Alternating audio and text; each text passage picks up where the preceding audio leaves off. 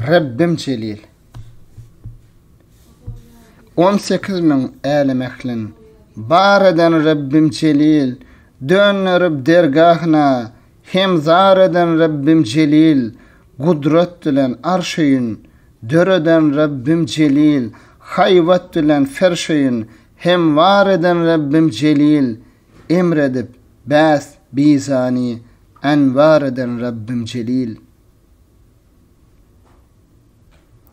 Ayrı sevdaya salvan rayın her bennänin, hoş acap ser reşte birle murdarın hem zennänin, mişe içre arslanın her yırtıcı därendänin, yer yüzünde her ne var her närkesi cömbendänin, rızkını maksub edip tayyar eden Rabbim Celil.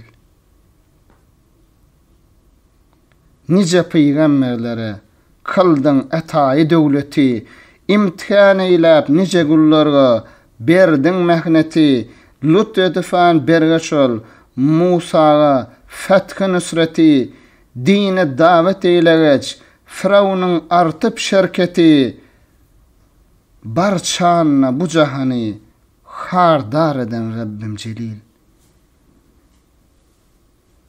Kimni sultan eylemiş, kimin teninne canı yok, kimni yüdeşrettilen, kimin iyergen anı yok, kimler Karun kimin yığmıştı, hayır ihsanı yok, hem bu dünya hem o dünya, kimlerin armanı yok, kimlerin ornan azap, gunnar eden Rabbim Celil.